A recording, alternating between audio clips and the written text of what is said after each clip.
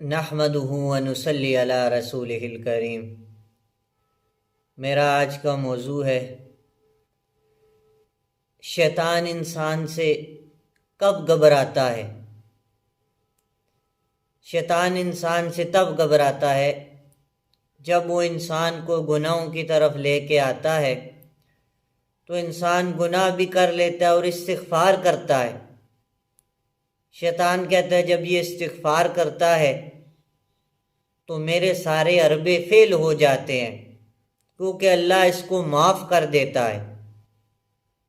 پھر کہتا ہے میں نے دیکھا یہ گناہ بھی کرتے ہیں، استغفار بھی کرتے ہیں اور اللہ سے صلح کر لیتے ہیں، تو پھر میں نے ان کے اندر بدعت لے کے آیا۔ بدعت کس کو کہتے ہیں؟ بظاہراً تو وہ نیک عمل نظر آتا ہے لیکن اندر سے وہ گناہ ہوتا ہے جس سے اللہ بھی ناراض، اس کا رسول بھی ناراض۔ تو جب بظاہراً وہ نیکی کرے گا اور اندر سے اللہ اور اس کا رسول ناراض ہو رہے ہیں تو پھر وہ نیکی کی تو توبہ نہیں کرے گا، توبہ تو گناہوں کی کرے گا۔ تو شیطان نے گناہ کو دین کر کے بتا دیا، جو کام دین نہیں تھا اس کو دین بتا دیا کہ دین سمجھتا رہے گا توبہ بھی نہیں کر سکے گا اور اللہ کا رسول اس سے ناراض ہو جائیں گے اور مر کے جہنم میں چلا جائے گا۔ بدعت کس کو کہتے ہیں؟ جو بظاہراً دین نظر آئے لیکن اصل میں وہ دین نہ ہو، وہ اللہ کا حکم نہ ہو، نبی کا طریقہ نہ ہو، صحابہ کا طریقہ نہ ہو اور بظاہراً ٹھیک نظر آتا ہو، اس کو بدعت کہتے ہیں۔ اب جس طرح ربیع الاول کا مہینہ ہے، اس مہینے میں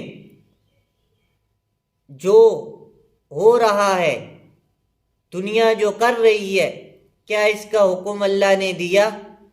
کیا اللہ نے کہا گھروں کی چھتوں پہ لائٹیں لگاؤ، بازاروں کو جھنڈیوں سے سجاؤ، جلوس نکالو، ڈول ڈمکا کرو، خوشیاں مناؤ، لوگوں سے پیسے مانگو، چاول دیگیں پکا کے چاول کھاؤ مسجدوں میں؟ کیا اللہ نے اس کا حکم دیا؟ کیا نبی نے اس کا حکم دیا؟ نبی کی زندگی میں بھی ہر سال 12 ربیع الاول آتا رہا، ربیع الاول کا مہینہ آتا رہا، کیا نبی نے یہ کام کیا؟ کیا صحابہ نے اس کام کو کیا؟ کیا تبع تابعین نے اس کام کو کیا؟ نہیں کیا۔ تو پھر اگر ان لوگوں نے اس کام کو نہیں کیا جو کامیاب ہیں اللہ کے ہاں، اللہ نے جن کے بارے میں فرمایا میں ان سے راضی ہوں، اگر انہوں نے وہ کام نہیں کیا تو ہم وہ کام کیوں کر رہے ہیں؟ یہ جو ہے یہ بدعت ہے، بظاہراً دین نظر آ رہا ہے مگر حقیقت میں اللہ کا حکم نہیں، رسول کا طریقہ نہیں، صحابہ کا طریقہ نہیں۔ آج وہ مثالیں دیتے ہیں کہ ابو لہب نے خوشی منائی تھی، ابو لہب نے نبی کی پیدائش پہ خوشی نہیں منائی تھی کہ یہ نبی ہیں، بھتیجے کی پیدائش پہ خوشی منائی تھی کہ میرا بھتیجا پیدا ہوا ہے۔ جب اللہ کے نبی نے نبوت کا اعلان کیا تو پہلا پتھر ابو لہب نے اٹھایا تھا، اس نے تو خوشی منائی تھی کہ میرا بھتیجا پیدا ہوا ہے۔ جس طرح ہر عام و خاص آدمی کو خوشی ہوتی ہے اس طرح اسے بھی خوشی ہوئی۔ جس لونڈی نے آ کے بتایا ابو لہب تیرا بھتیجا پیدا ہوا، ابو لہب نے اس لونڈی کو آزاد کر دیا۔